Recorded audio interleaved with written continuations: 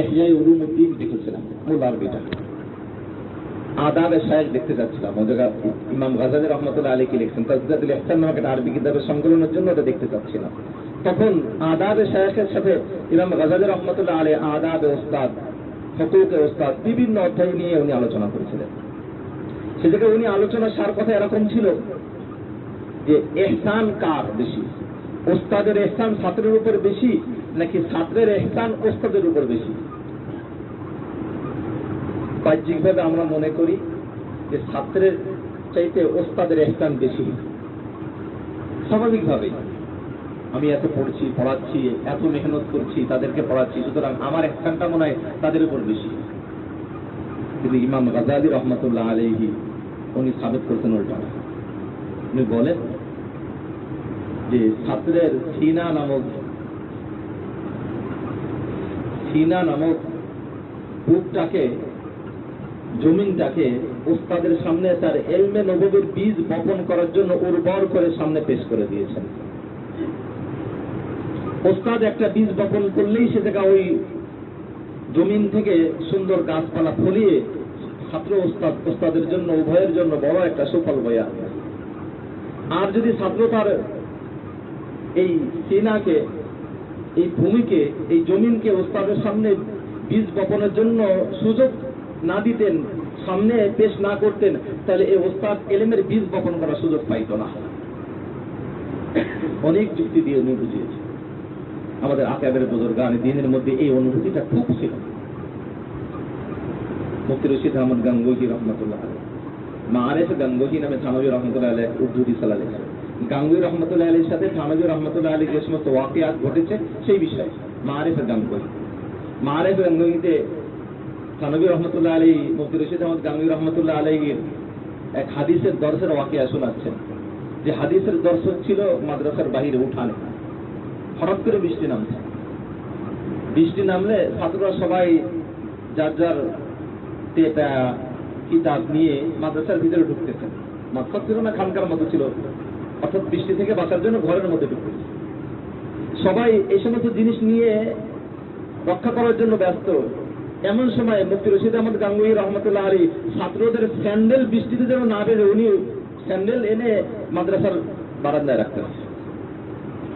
কে? মুফতি রশিদ আহমদ গাঙ্গুহি রহমতুল্লাহ।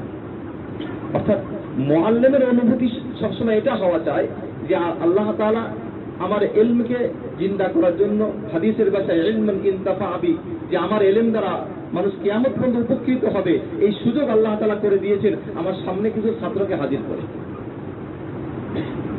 যদি আমার সামনে ভালো কিছু ছাত্র না আসতো, আমার বুঝমান কিছু ছাত্র না আসতো, বা যারা আমার আলোচনা কথা এলেম বুঝবে এমন যদি কেউ না আসতো, তা আমার এলেমের কোনো দাম হতো না। হয়তো বলেন না আনোয়ার হোসেন কাশিম রহমতুল্লাহ এবং আকাবেরদের দাম বাড়ছে কিসের কারণে? ছাত্রের যোগ্যতার কারণে। ছাত্র এমন ছাত্র করেছে যারা সারা বিশ্বে ওস্তাদের নাম ছড়িয়ে দিয়েছে। সর্বপ্রথম মুআল্লিমের অনুভূতি এটা থাকতে হবে যে তাদের ইহসান আমার প্রতি বেশি, আমার ইহসানের চাইতে। এই অনুভূতি যখন হবে তখন আমার শায়েখ মোহতারাম ইব্রাহিম আফ্রিকি সাহেব সুন্দর একটা কথা বলেন যে তখন ওস্তাদের মধ্যে জিম্মাদারির অনুভূতি আসবে, তখন ডিউটি পালনের অনুভূতি আসবে না ওস্তাদের। অনেক সময় বলতেন যে ওস্তাদ জিম্মাদার হবে, ওস্তাদ ডিউটি পালন করবে না, ডিউটি করবে না। ব্যাখ্যা দিন হবে জিম্মাদার ওস্তাদ হলো জিম্মাদারি থাকবে এই ছাত্রর কিভাবে উন্নতি করা যায় সেই ফিকির তার মধ্যে থাকবে।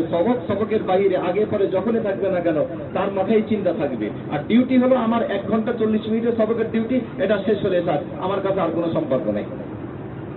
বলেন ডিউটি পালনের দ্বারা কাজ হয় না, জিম্মাদারির দ্বারা কাজ হয়। তো ওই ইহসানের অনুভূতি যখন আমার কাছে থাকবে তখন আমার জিম্মাদারি আমার উপর চাপিয়ে নেওয়া বা গ্রহণ করা আমার জন্য সহজ হবে। এখন আসে তরিকায়ে তালিমের কথা। তরিকায়ে তালিমের উপর অনেক কিতাব আছে।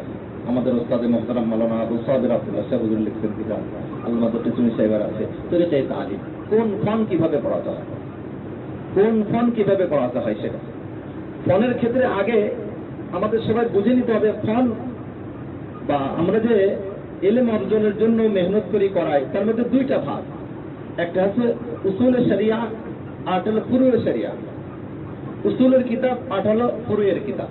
উসুল মানে ফান্নি উসুল বলতেছে না, শরীয়তের উসুলের কথা বলতেছি।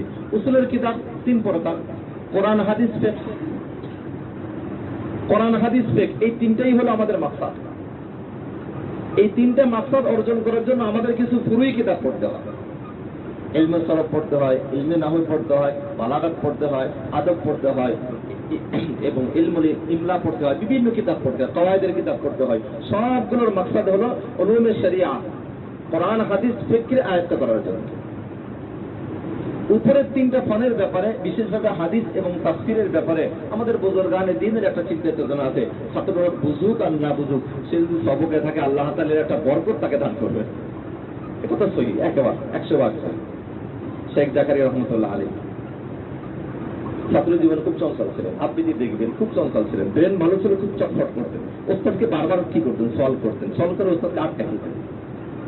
ওনার আব্বা ইয়াহিয়া কান্দলবী রহমতুল্লাহ আলাইহি, চাচা ইলিয়াস রহমতুল্লাহ আলাইহি। ইয়াহিয়া কান্দলবী রহমতুল্লাহ আলাইহি বললেন, ইলিয়াস তুমি ইলমে সরফ, ইলমে নাহু, বালাগাত এগুলো অন্য অন্য ওস্তাদের কাছে পড়ো, কিন্তু কোরআন হাদিস তুমি আমার কাছে পড়বা।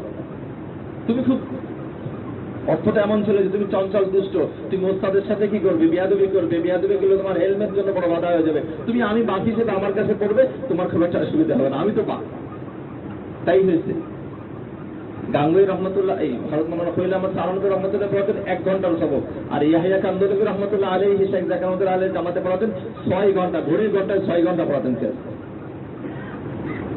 এবং শেখ জাকারিয়া রহমতুল্লাহ আলাইহি আবৃত্তিতে এক জায়গায় লিখছেন যে আপনি এত লম্বা সময় সবকে থাকতেন, আমি ইচ্ছা করেছিলাম যে হাদিসের বরকত নেওয়ার জন্য একটা হাদিসে ছুটবে না এবং একটা হাদিসে ওযু ছাড়া যাবে না। তাহলে কি করা যায়? আব্বা তো 6 ঘন্টা পড়াবেন একাধারে, এবং আব্বা এসে বসতেন আর উঠতেন না। আমাদের ওস্তাদ মোহতারাম মাওলানা জাফর সাহেব আছেন মালিবাগের, তখন থেকে দেখছি এখনো বহুত মাদ্রাসা পড়া এসে বসেন আর ওঠেন। আমাদের মালিবাগে 2 কিতাব 3 কিতাব একসাথে পড়াতেন, বসতেন আর ওঠেন না, মাথা নিচের দিকে দিতেন আর ওঠেন না। তাই ইয়াহিয়া কান্দলবী রহমতুল্লাহ দীর্ঘ 6 ঘন্টা অধিকাংশ দিন একসাথে পড়াতেন। শেখ জাকারিয়া রহমতুল্লাহ আলাইহি বলেন যে আব্বার সবকে যেন হাদিসের জন্য না ছোটে, ওযুও যেন না ভাঙে, বা ওযু ছাড়া যেন হাদিস না পড়া হয়, তাহলে কি করা যায়? হাসান মোহাম্মদ নামে এক সাথী ভাই ছিল সাহারানপুর, সে ছিল বড় নেককার, পরেজগার, আমলি ছাত্র। তার সাথে চুক্তি করলাম যে আমার ওযু ভেঙে গেলে আপনাকে হাত দিয়ে গোতা দিয়ে চলে যাব, আপনি আব্বারে সল করবেন, আপনার সল উত্তর দিতে দিতে আমি ওযু করে চলে আসবো।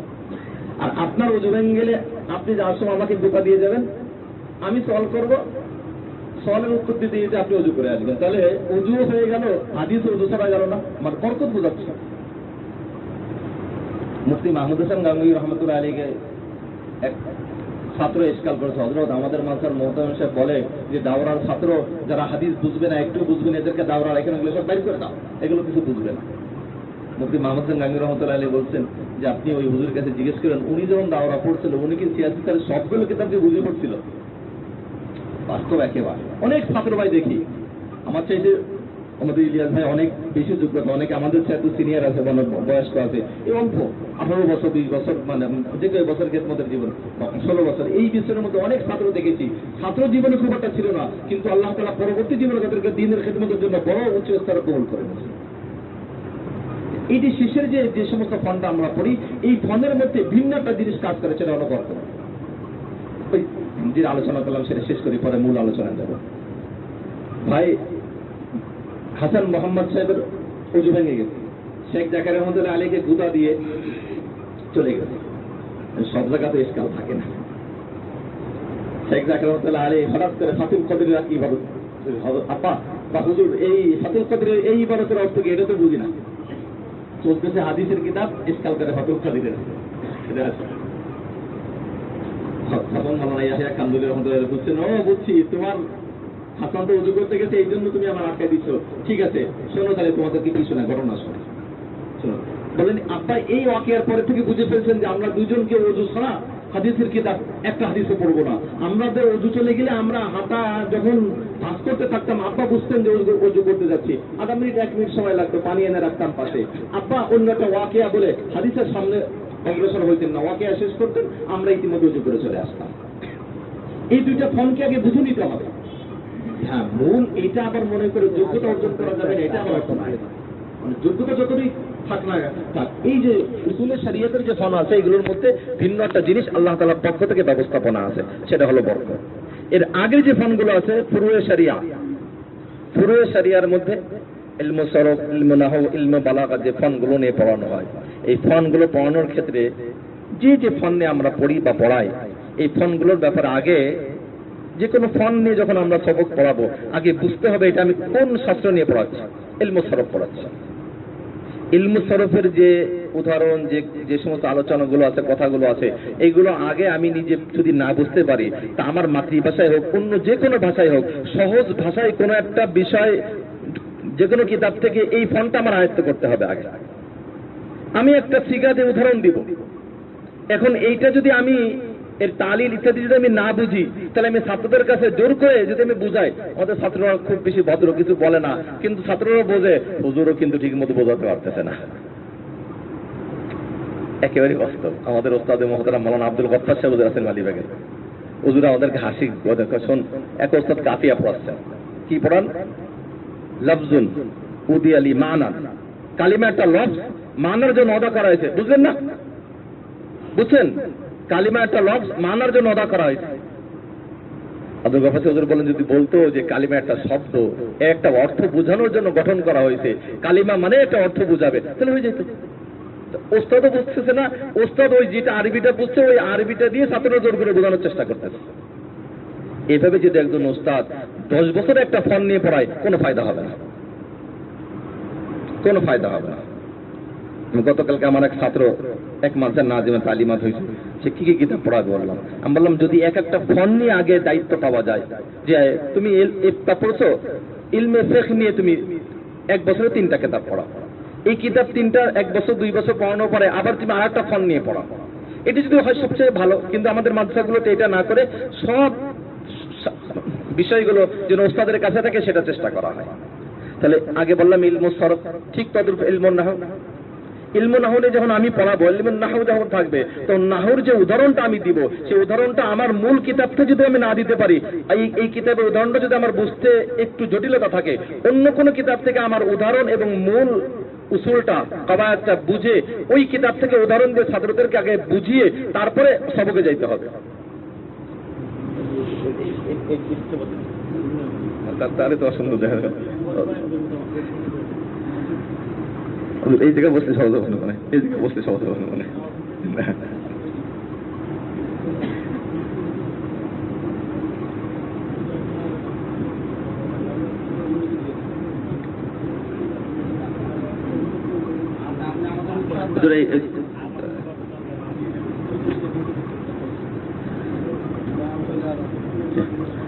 ইলমুন নাহউ নিয়ে বলতেছিলাম, অসুন্দর। ইলমুন নাহউ, নাহউর যে কায়দাটা আমি পড়াবো, সেই কায়দাটা যে কিতাব থেকে আমি পড়াচ্ছি, হেদাতুন নাহউ হোক, কাফিয়া হোক, সরজামি হোক, যে কিতাব থেকে আমি পড়াতে যাচ্ছি না কেন, ওই কায়দাটা যদি আগে আমি নিজে আয়ত্ত না করতে পারি, তাই এই কিতাব থেকে হোক, হাসিয়া থেকে হোক, সরা থেকে হোক, অন্য কোনো কিতাব থেকে হোক, মূল কায়দাটা যখন আমি আয়ত্ত করতে পারবো, এই কায়দাটাকে আমি ছাত্রের সামনে যে কোনো ভাবে ব্যক্ত করতে পারি, যে কোনো ভাবে ব্যক্ত করতে পারি। ইলমুল বালাগাত, দুরুসুল বালাগাত, দুরুসুল বালাগাতের যে সমস্ত উদাহরণ, যে সমস্ত কায়দাগুলো আছে, এটাই হচ্ছে সহজ। আগের যদি কোনো কিতাব আমি অবলম্বন করি নিজে বিষয় আয়ত্ত করার জন্য, তখন এই বিষয়টা ছাত্রের সামনে আমার পেশ করতে সহজ হবে। তা ফুরুয়ে শরিয়াতের ক্ষেত্রে যেটা বলতেছি, যে ফন নিয়ে আমি আগে ছাত্রদেরকে বুঝাবো, সেই ফনের কি ফন নিয়ে আমি পড়াচ্ছি, সেই ফনটা কিভাবে আমি আয়ত্ত করব, এবং তার সহায়ক কিতাব আমার ব্যক্তিগত জন্য সহজে বোঝার জন্য যা যা দরকার সেগুলো আমার আয়ত্তে এনে সেগুলোর থেকে আমার ব্যক্তিগতভাবে বুঝে তারপরে আমার দর্শী কিতাব যদি আমি ছাত্রদেরকে পড়াই, তাহলে আমিও বিষয়টা বুঝবো, ছাত্রদেরকে আমি জোর করে স্পষ্টভাবে বিষয়টা বোঝাতে পারবো। আর যদি এটা না করে, ওই যে মাওলানা আব্দুল গফফার সাহেবের উদাহরণ দিলাম, যে আল কালিমাতু লাফজুন উদি আলী মান আল্লাহ, যে কালিমা হলো লফজ, এটা মানার জন্য অদা করা হয়েছে, এভাবে আমি 1000 বছর বলতে থাকবো, ছাত্র আমার থেকে ইস্তেফাদা করতে পারবে না, আমারও কোনো ফায়দা হবে না। তাহলে মূল কিতাবগুলোকে আগে 2 ভাগে ভাগ করলাম, ফুরুয়ে শরিয়া আর উসুলে শরিয়া। একটা নাম, এটা ফুরুয়ের মধ্যে যে সমস্ত ফনগুলো আমরা সাধারণত দর্শ হয়, এরপরে আসতেছে আদবের কিতাব। আদবের কিতাবের মধ্যে আমাদের দেশের নিচের একেবারে ছোট যেটা তর্জমা পড়ানো হয়, শব্দ তাহকিক পড়ানো হয়, সেটাকে আমরা আদবের কিতাব মনে করি। কিন্তু আদবের কিতাব পড়ানোর জন্য আদবের কিতাব, যে কিতাবটা সবক আছে, সেই কিতাবটার উদ্দেশ্যটা কি? সেই কিতাবটার উদ্দেশ্য হলো, হয় যদি কিতাবের মধ্যে শব্দ বেশি থাকে, শব্দ কিছু মুখস্থ করানো, শব্দ মুখস্থ করানোর সাথে সাথে কিছু আরবি জুমলার ইস্তেমাল দেখাই দেওয়া, শব্দ জুমলা মুখস্থ এবং ইস্তেমাল গুলো দেখাই দেওয়া। এখন যদি এমন হয়, যেটা হয় মাকামাত, আমাদের ওস্তাদ মোহতারাম মুফতি হারুন সাহেব ইদারাতুল মারিফে থাকতে হুজুর মনে না, আমার মনে আছে, হুজুরই আমাকে মাকামাত দিয়েছিলেন, সেই মাকামাতের বোঝা এখনো আছে বিভিন্ন মাদ্রাসায়। মাকামাতের ক্ষেত্রে অনেক মাদ্রাসায় দেখি সাধারণত কি আহমদ মাইমুন সাহেব হুজুরের যে বাংলা আছে, দাঁত ভাঙলা বাংলা, ছাত্র এই দাঁত বাংলা বাংলা একেবারে মুখস্থ করে মনে হয় বড় সাহিত্যিক হয়ে যাচ্ছে। না, কোনো দরকার নেই। আদবের কিতাব থেকে আগে আমরা শব্দের অর্থ, শব্দের যতটুকু সংক্ষিপ্ত তাহকিক পাওয়া যায়, তাহকিকের পরে এই শব্দ থেকে এই জুমলাটার বাংলা অনুবাদ আমি কিভাবে ওঠাতে পারি, বাংলা অনুবাদ যখন আমি উঠাতে পারবো, তখন আমার বাংলা যোগ্যতা ভালো হলে এই অনুবাদটাকে আমি আরো সুন্দর করে পেশ করতে পারবো। আমি শব্দের তাহকিক, শব্দ থেকে ফেল ফাইল মাফুল বুঝে অর্থটা কিভাবে উদ্ধার করে আনতে হবে, এটা আমিও বুঝলাম না, জুমলাটাকে একসাথে একটা অনুবাদ করে দিয়ে দিলাম, আমারও ফায়দা হলো না, ছাত্রদেরও ফায়দা হলো না। আরবি আদবের ক্ষেত্রে তো ফেলের সাথে সিলার ভিন্নতার কারণে অর্থ ভিন্ন হয়। এই ফেলের সাথে এই সিলা আসার কারণে, আন আসার কারণে এটা হচ্ছে, ফি আসার কারণে এটা হচ্ছে, ইলা আসার কারণে এটা হচ্ছে।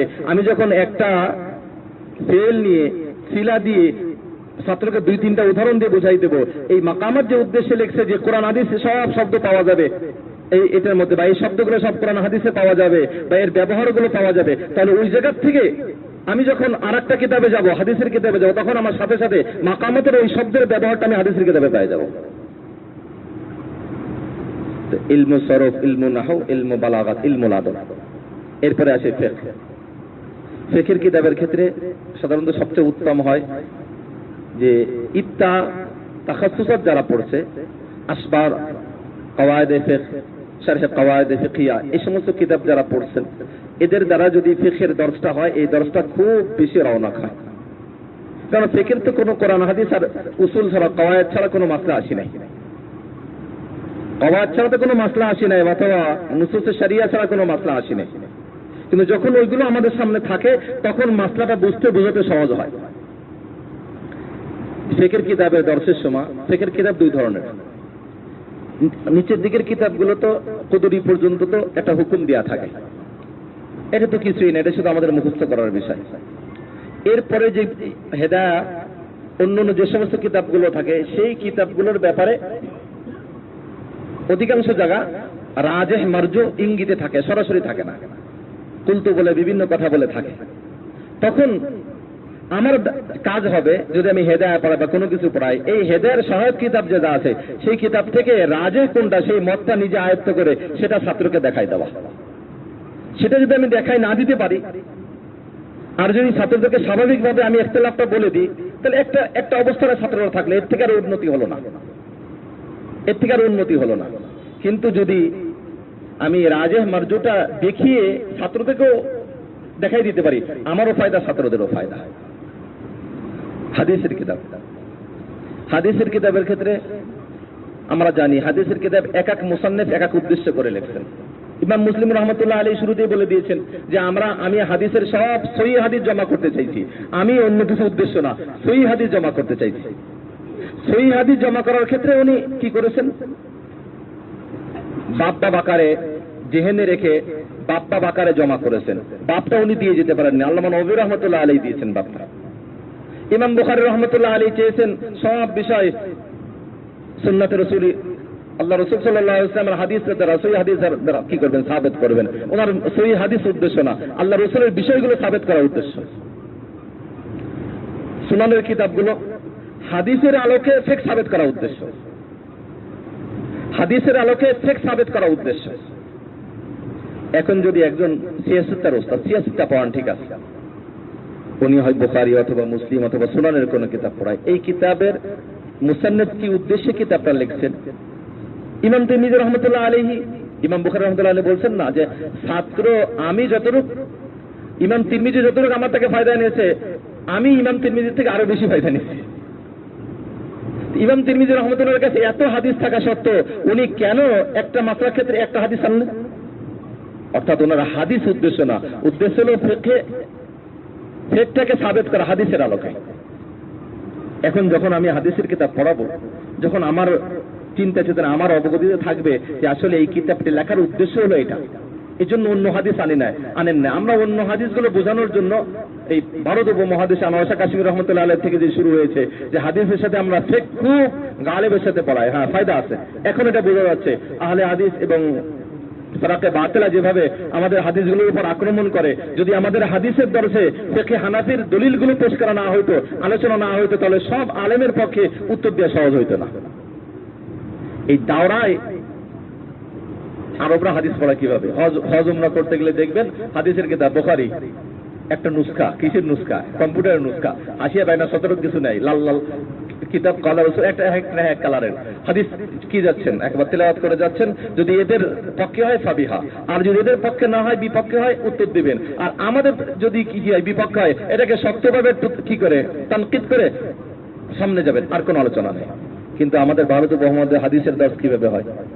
আপনারা পড়ছেন, পড়াচ্ছেন, হাদিসের দর্শ হচ্ছে একটা বাব আসবে, সে বাবের ক্ষেত্রে হানাফি মাযহাবকে আমরা রাজে দেখানোর জন্য হানাফি মাযহাবের পক্ষে যে দলিলগুলো আছে সে দলিলগুলো আমাদের কিতাবে না থাকলেও সরাসরি ওর থেকে নিয়ে অন্য কোনো কিতাব থেকে নিয়ে ছাত্রের সামনে সেটা পেশ করা, যাতে ছাত্র বা ফারেক হওয়ার পরে সে কখনো না বোঝে যে হানাফি মাযহাবের পক্ষে মনে কোনো দলিল নাই।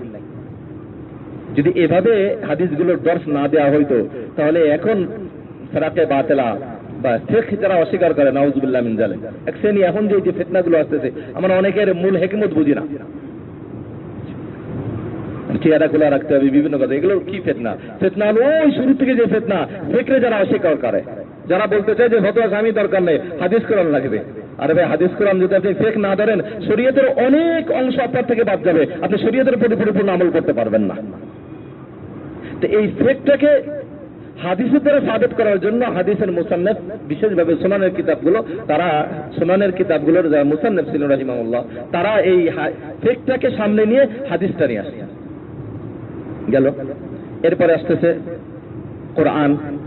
কোরআনের ক্ষেত্রে আমরা তরজমায়ে কোরআন পড়ানো হয়, জালালাইন, বিভিন্ন কিতাব। কোরআনের ক্ষেত্রে কোরআন তরজমার ক্ষেত্রে আসলে থানভী রহমতুল্লাহ আলাইহি বায়ানুল কোরআন আছে, সবচেয়ে শব্দের অর্থ এখন হয়েছে আল্লামা তাকি উসমানী সাহেবের যেটা আসছে যে কোরআনের অনুবাদ তরজমা সহজে উদ্ধার করার জন্য। তরজমা কোরআন যারা আমরা পড়াই, তরজমা কোরআন যদি শব্দের থেকে সহজ অনুবাদ আমরা উদ্ধার করতে না পারি, ছাত্রদেরকে না দিতে পারি, তাহলে আমপারা শেষের দিকে যে সূরাগুলো আছে এই সূরাগুলোর হাকিকত বা মূল তরজমা আমরা বুঝবো না। কোরআনের তরজমার সাথে যে তাফসীরের কিতাব আছে জালালাইন তো আমরা জানি মূল কিতাব, আমাদের এক সাথী নাম বলবো না, এক মাদ্রাসায় তরজমাতুল কোরআন পড়াতেন, একবারে আমাদের সাথী ভাই জালালাইন সবক নিয়ে যেতে, আমাদের বলে ভাই আমার বিরুদ্ধে সব ওস্তাদরা শিকায়েত করে আমি জালালাইন পড়াই তরজমাতুল কোরআনে, কিন্তু আমি যে ওদেরকে জালালাইন থেকে তরজমাতুল কোরআনটা দেখাই দিচ্ছি এটা ওস্তাদরা বুঝতে রাজি না, ছাত্ররা বোঝে। দেখেন, যদি ওস্তাদ ফন্নি বিষয় বোঝে তাহলে কত ফায়দা হয়। আমি আপনি বুঝাচ্ছি, আমি আপনি পড়াচ্ছি তরজমাতুল কোরআন, কিন্তু জালালাইন থেকে ছাত্রদেরকে আমরা দেখাই দিলাম যে এই শব্দের হলো মূলত তরজমা এটা, তাহলে এই ছাত্রটা জালালাইন যখন পড়বে তখন তার কাছে খুব সহজ হবে, কারণ সে তো ফন নিয়ে পড়তেছে। এরপরে আসি তাখাসসুসাতের বিষয়। তাখাসসুসের বিষয়ের জন্য শেষ কথা বলে দেব যে ভাই যে কোনো ফন্নে আয়ত্ত করার জন্য ফনের এক একটা কিতাব, মৌলিক কিতাবের ইমাম হইতে আপনার ইমাম হওয়া ছাড়া আপনি পারবেন না। আপনি ইলমে শরফের ইমাম হবেন, ইলমে নাহর ইমাম হবেন, আপনি ফিকহের ইমাম হবেন, একটা কিতাবকে আপনি শক্তভাবে ধরেন, আপনি নিজে হয় সেই কিতাবটা ঠিক করেন অথবা বিজ্ঞ ওস্তাদের থেকে ঠিক করেন।